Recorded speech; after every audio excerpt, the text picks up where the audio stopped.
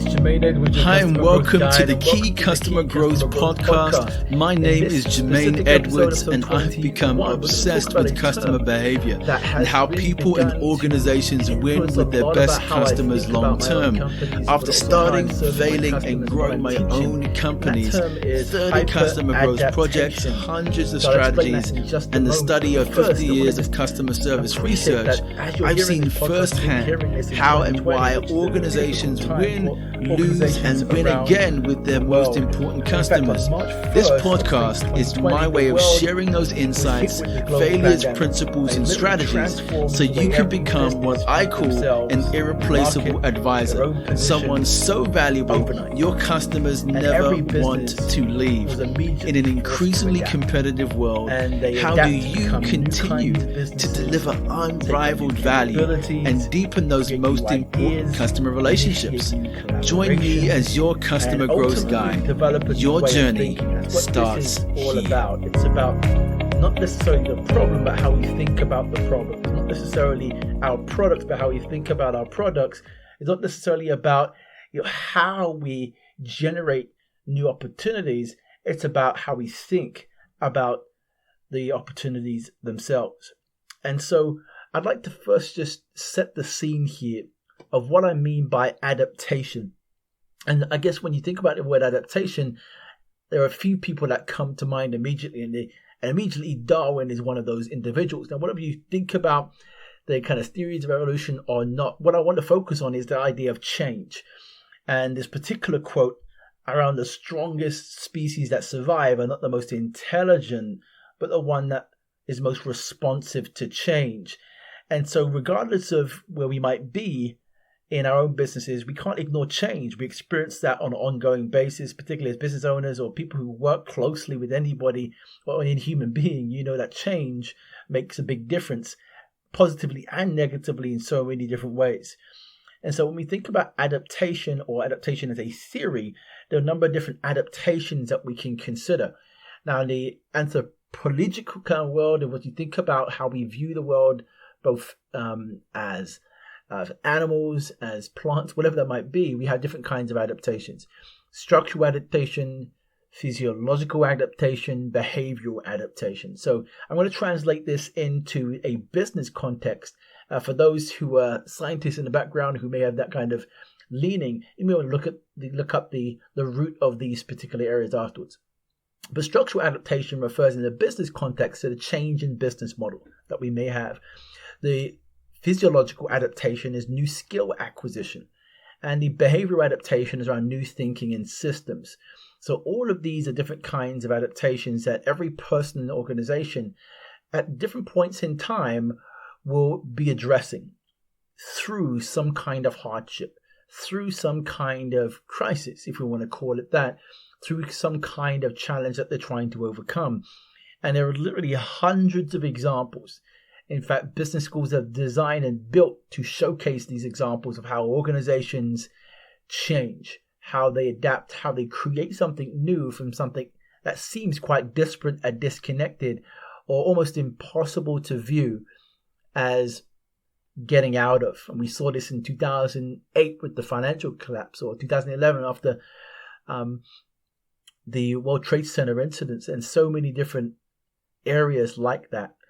But the world we're in today is no longer about whether you can change or how fast the change is happening. I want to be really clear here. It's not about whether you can change or how fast the change is happening. It's about how quickly or easily you can change. It is this kind of change that creates advantages. And I call these hyper adaptations. And so I want to break this down a little bit more, because I first came across hyper adaptation as a term at a technology conference. And it was initially used as a reference to think about the way in which consumers take on new technology and assimilate those things into their world. Examples like voice, podcasts, and so forth, and the way we use products like Alexa and so forth. Cryptocurrency, AI, and the integration it's had now into almost every facet of our technology and IoT and Internet of Things. And in a literal sense, that is part of hyper adaptation. These changes are taking place, but it's also changing us, and we're adapting to that quickly, almost instantly, as soon as we're exposed to it. So there are a few different parts here I want to explore. So hyper adaptation here is really broken into two different kinds of things. So it's, first of all, a personal organization's ability to adapt rapidly while creating new superior advantage for long-term success. So there are these two terms, adapting rapidly and superior advantage. So adapting rapidly is really to make thoughtful changes quickly without impeding or restricting your current operations, the way in which we might serve our customers, the way in which you might run our companies, things like that.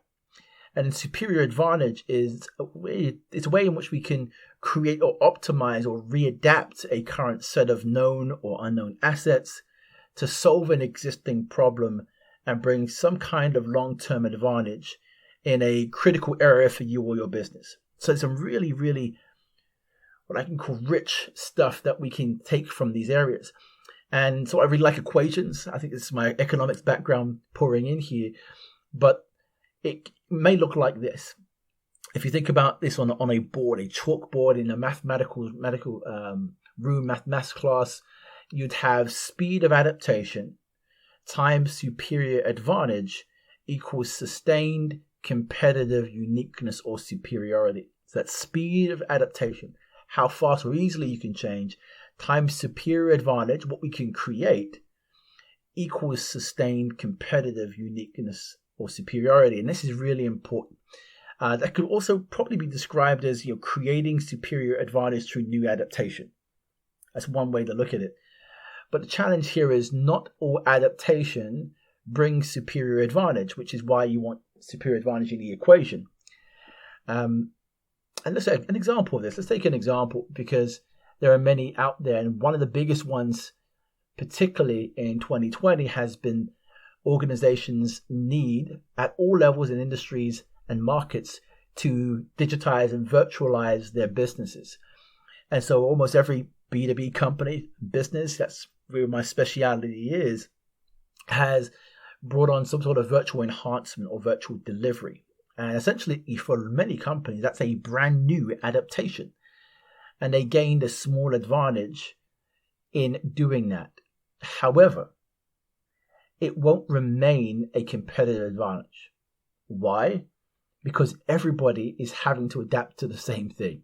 Now, not everybody else will be able to do it well or will be able to do it at all. But yet, you will get a significant number who are either a little bit ahead of you or in the same place and doing the same thing. So eventually, 6 months, 3 months, maybe you have longer than that, it will no longer be something you can call an advantage. Just because you can deliver something online in a virtualized or digitized way does not mean that will be something that is a sustained advantage for you. So we have to think differently about adaptation and how we adapt, which is why these two things are so important. So how do we take advantage of this? How do we think about this advantage of hyper adaptation in this new normal for our economy? Well, there are some things that we can think about here. And let me give you some examples of some things that we've seen in my own companies and customers, of things that have been created literally within weeks of using this particular kind of thinking and applying it to their business. So one particular financial services company in Europe has developed a new risk detection software for remote working, and they've offered that directly to their customers. There's a manufacturing company in the US that sold over 1 million units on release of a new silicone bag, this product that is germ resistant, meaning you can actually cover things with it. It allows you to walk out safely in an environment where becoming sick can be very, very easily contracted.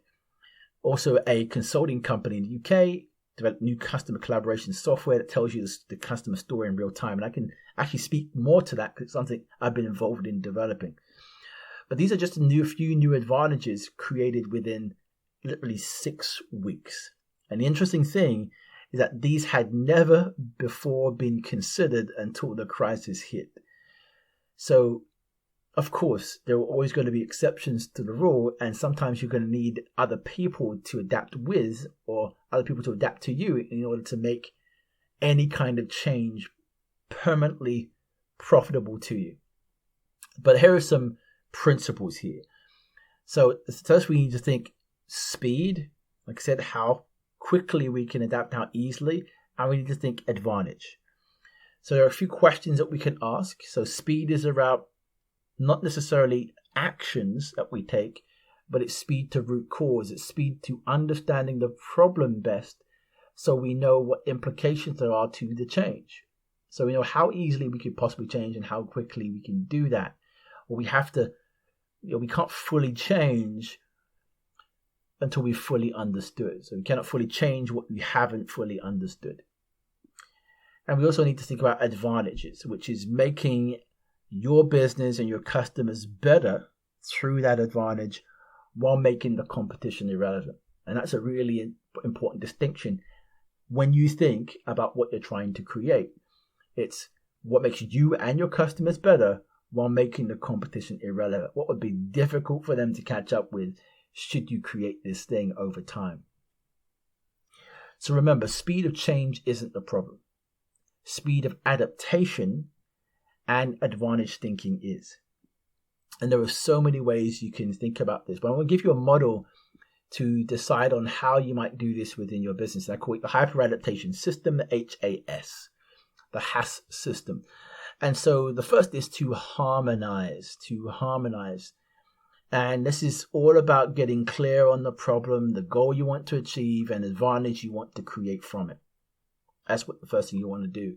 Then we want to analyze. You must then get clear on identifying your capabilities, assets, resources, exploring all known and undiscovered areas that could aid optimizing what you're doing and realizing advantages you want. Then we want to systematize. You need to design a way to access and evaluate on the ideas, execute on the ideas, I should say, those resources and assets. You'll then be able to apply this to anywhere in your business. So really clear, harmonize, get clear on the problem. Analyze, identify those assets, systematize, get it into your system in your business in a way that you can execute easily across any area in your business. Now, that sounds easy in practice, but actually it can be quite challenging to execute when you haven't had somebody who's done it before doing that with you. But it can be done. We've seen companies like Apple demonstrate this. And recently, actually, an organization called Pernod Ricard. I'm not sure if I'm pronouncing that correctly, so if they're listening, please forgive me. But in the recent pandemic, March 2020, it was interesting to see that an alcoholic drinks company, now they're a big company, 34 billion French drinks company, were at the forefront of leading change in how hand sanitizers were being developed. Now, you might say, what is a French drinks company got to do with hand sanitizer? Well, what they saw in their business was they had to change, and people were naturally buying less. They went out into the stores and places where they would purchase this kind of drink. They wanted a different way to reach their customer base. So they saw an opportunity in their supply chain and the chemicals they work with to produce something else. And what they found was all they needed to do was to source 2 specific ingredients to make what they had already in their industrial plants able to make hand gel, hand sanitizer. And literally within 24 hours, this company, who had some very prominent brands in the marketplace, received government approval, and by the end of the week had its first batch of hand sanitizers rolled out to its customers. Now, this is phenomenal. Just think of the speed in which this is happening. When we have chemicals company, literally take months, and I'm not kidding, months to bring out a single product. They did this within a week because of what they saw as the opportunity. And this is just one example of many that you can take. So for you, what advantage are you currently creating for your company and your customers? How are you thinking about your departments? How do you adapt to change? How do your departments adapt to change? What is that process? Do you have a system for doing that? What does that look like? Do you have a hyper adaptation mentality of looking for advantage in the systems that you have? And hyper adaptation is part of the growth systems framework. It's part of the whole blueprint to how we bring sustainability in growth with our most important customers. And as we grow as a company, how do we do that in a way that brings us advantage? This is a powerful, powerful way to think, and what I encourage all my customers and partners and people who I kind of wish well in the world to consider. So I hope this has been of value to you. And again, notes will be inside the description. There's a blog with a little more detail on it that you can access, and I'll see you in the next episode. Hey, thanks for listening to the Key Customer Growth Podcast. Hope you enjoyed the episode and got some great value. If that has been your story today, please share, comment, and subscribe so we can reach more people with the message and impact them also. Most importantly, I want to hear your feedback on what you liked or what you would like to hear and see in the future. Look forward to hearing from you, and you can find all the show notes below. Wishing you success in becoming an irreplaceable advisor.